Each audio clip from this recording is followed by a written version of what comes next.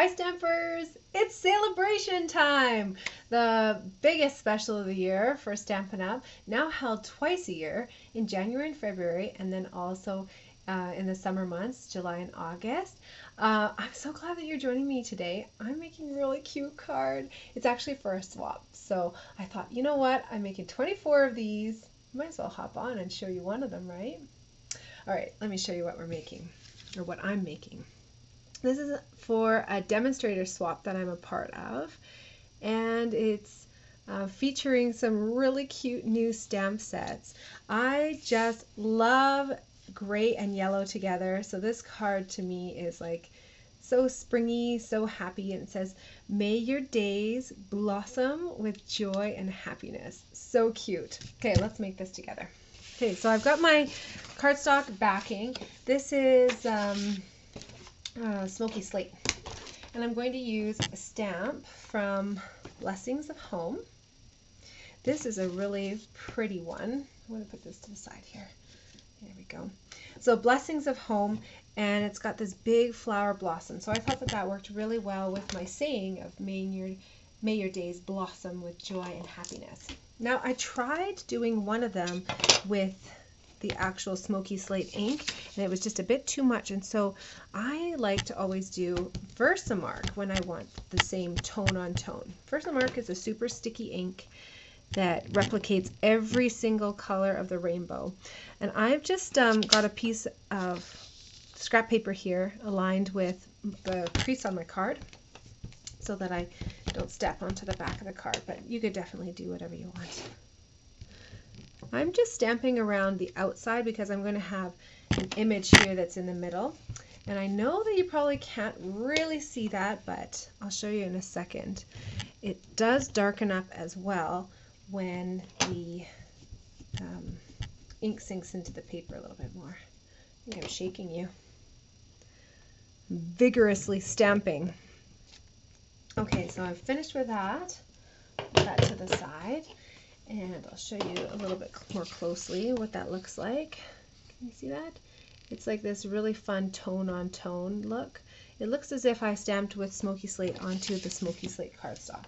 So again, Versamark, not just for embossing, it's really fabulous for all kinds of stamping.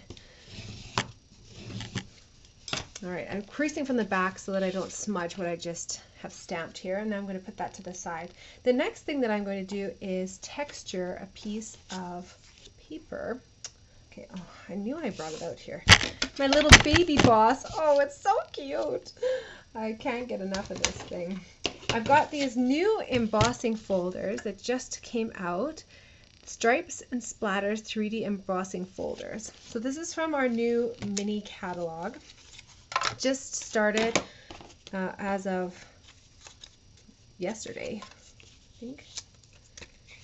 And I'm using the stripes. I'm going to do both of them. I want to show you both of these patterns. So you just crank through.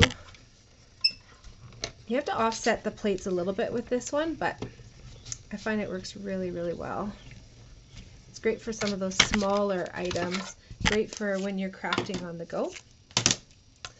So Sale-A-Bration has this fantastic special where you can earn free products for every $60 order increment. So I'm showing you products here that are not Sale-A-Bration, but if you purchase these products, you can earn Sale-A-Bration items, which are always fantastic. So great to get free stuff, and when the free stuff is adorable and you would buy it, to get it free is even better, right? There we go. I'll put this little beauty away. Folds away so nicely. So this is the splatter one. So cute, right? Splatters and stripes. Oh, we're gonna have lots of fun with those. I only need one. Which one should I do? I don't know. Which one? I was thinking initially of just the stripes, but you know, I'm really enjoying these little splatters here. So maybe I'll do these little splatters on this one. On the back of it, I'm just going to use my Stampin' Seal. I'm just going to put this over to the side and angled. If you're making a lot of cards, so much easier to do something angled, just saying. We're going to use some Saddle Brown Stays-On for this next step. And I'm using this adorable little duck stamp from Easter Friends. This is a brand new stamp set too. Adorable. I wanted to use that bunny so bad. When I was growing up, I had a bunny who was my best little friend, and I named him Leo the Lop after the book. And oh, you know what? I twisted a little bit too much. This is a brand new ink pad.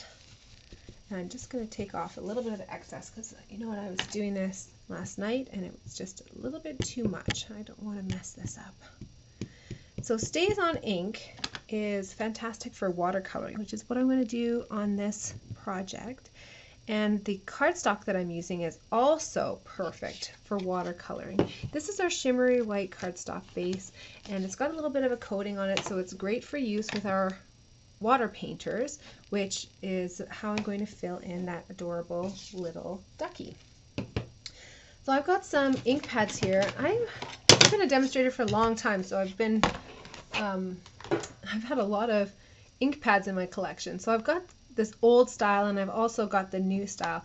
I'm going to use the Cinnamon Cider for his beak and his feet, and then I'm going to use the Daffodil Delight. I always like to show this. If you've got the old pads, you can just press them like this and you get a really great palette on the inside.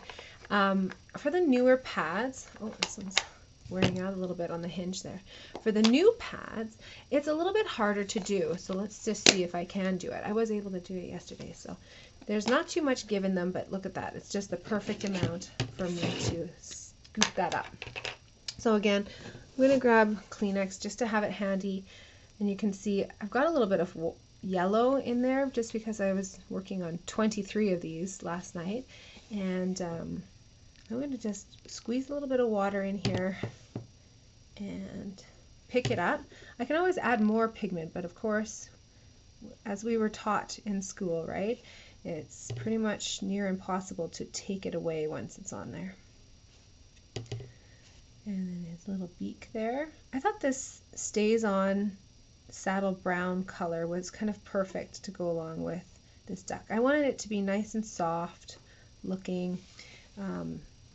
So I didn't want it to be black, but then of course I wanted it to be able to be watercolored. So that means that I'm limited to the Stays-On ink, which is kind of it's an alcohol-based ink, and so it will resist the water, and so it won't turn into like a muddled mess. I'm going to be using so much of this Daffodil Delight color that I'm actually going to use the re-inker to make even more of a palette here. I also need to re-ink this pad, so this is fantastic that I've got this re-inker handy. When you're re-inking your pads, maybe I'll just do this as a little side note, I like to go around like this. This is one of our old linen pads. And so you can see there's like a little bit more fraying around the edges. You would do the same sort of thing with the new pads, but I like to use, after you've finished all that, I like to use a plastic knife, especially on the new pads, and just spread the ink around a little bit. It really helps. So I just have a little plastic knife in my craft space, and it's got a dedicated use for that. Okay, back to what we're actually trying to do. So I've got my bit of re-inker in there. I'm just going to put a drop in, and maybe a little half of a drop, because I don't want it too crazy. And now I can use my water painter to quickly and easily color this, and I know that because the paper has that nice little coating on it, that shimmery white, that it's not going to pill and to break apart. If you were to use this on our basic white, this would start breaking down the fibers really quickly. I'm going to add a little bit more color over here. I just love him so bright and yellow. And I'm kind of doing it a little bit mottled. I'm putting little bits of heavier ink. And then to clean this off, I like to just squeeze and put it onto a Kleenex. You'll notice that sometimes as you use it, there will be a little bit of color that will come up into the reservoir. This is just water in the reservoir, and so I just open it up and dump out the water that's in there and then put in new water. I'm going to put this little guy to the side here for a little while.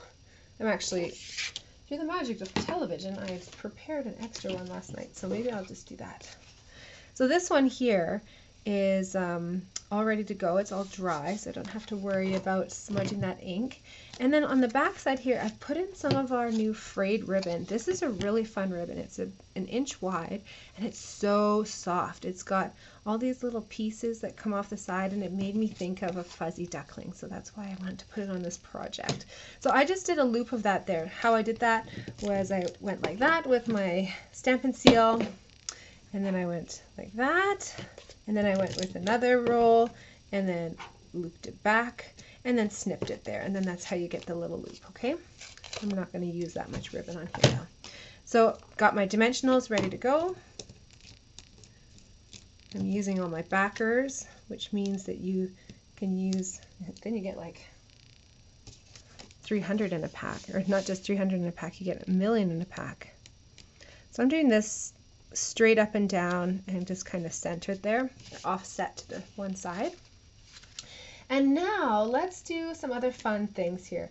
I'm going to take the saying here from Easter Friends, the May your days blossom with joy and happiness. This is another one here. Sending warm and happy wishes this spring. Those are both really cute sayings, but I found a tag that I really liked from the Tasteful Labels collection. And this is here. Here we go. So this is the tag that I'm going to be using. This is such a great collection because it's got embellishments on the inside and the outside of the cutting edge. So no matter if you're using the piece that's cut out, the positive, or the negative, the piece that's left, this is the negative, and then this piece here would be the positive. No matter what piece you're using, it's got a little bit of decoration on it. You might not see it on camera, but you sure can see it in person, and I notice it. Just adds that nice subtle look. I'm stamping with Versamark again, so this is the same that I used to create my little background of flowers there. Versamark ink, super sticky, and what that means is it's going to hold on my embossing powder here so that I can set it. So embossing is my favorite technique, and it really always wows me. I gotta get my brush here. I've got a little bit of extra on here. So this embossing powder is not set in place until you heat set it. So it does take a little bit of an extra step here and a special tool called a heat tool. But once you have this tool, this is going to last you for all kinds of projects. And the heat tool is very different than a hairdryer. The heat tool goes up to like, I don't know, 300 degrees or something crazy like that. So you'd never want to use this on your hair, and to use a hairdryer to accomplish the same thing would have you crafting for ages. It would not set up very well. So this is just melting those tiny little plastic pebbles onto the paper. And now it's shiny and it's set. It's ready to go. Now let's bring, oh, I need that again. And you know what? I need my other plates here. Sorry, guys. Thought I was all ready to roll. Until, you know, I'm not.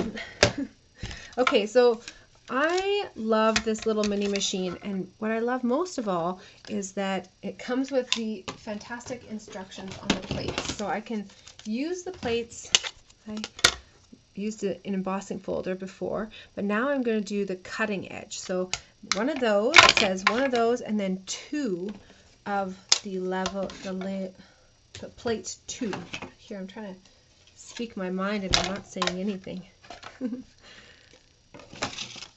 Okay, so I've got one plate of level 2 on there, plate number 2. And then I've got the first one as well. This paper is really bowed because of the heat. Let's see if I can center it. There we go.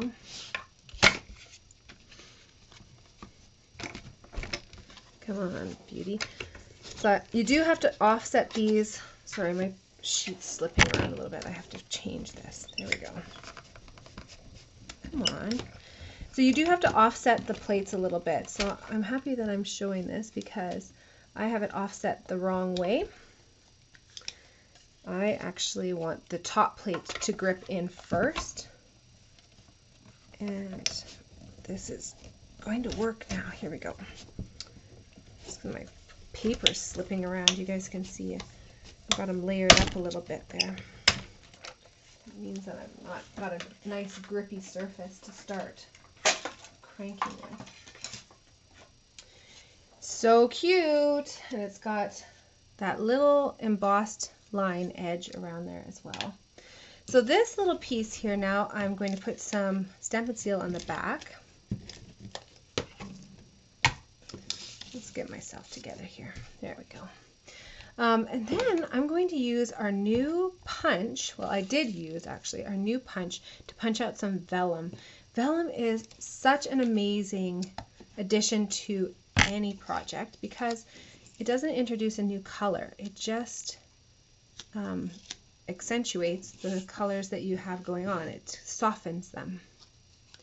So I'm just putting these little branchy blossom things coming out the back, and then I'm going to put on some dimensionals. Again, I'm working on using up some dimensional sheets here, so got the edges all snipped up. Now, let's stick that onto our card here like that. And then, to finish it all off, you have to put on some embellishments, right? And I just thought these new iridescent rhinestone basic jewels were so pretty. They've got like that hint of yellow and a bit of pink in there too. So grabbing my Take Your Pick tool, I'm going to put on one of the big ones. There we go. Is it going to come off now? This has a little bit of putty in there. So what I do is I twist it, and it's going to start squeezing out, and then I release a little bit. That means that it won't put too much on there. There we go. Now it wants to cooperate. And then a third one there, the medium-sized one. Oops, that's flipped around. There we go. Then ta-da! We've got our beautiful finished project. So cute and so springy, isn't it? Thanks for joining me. Hope to stamp with you again very soon.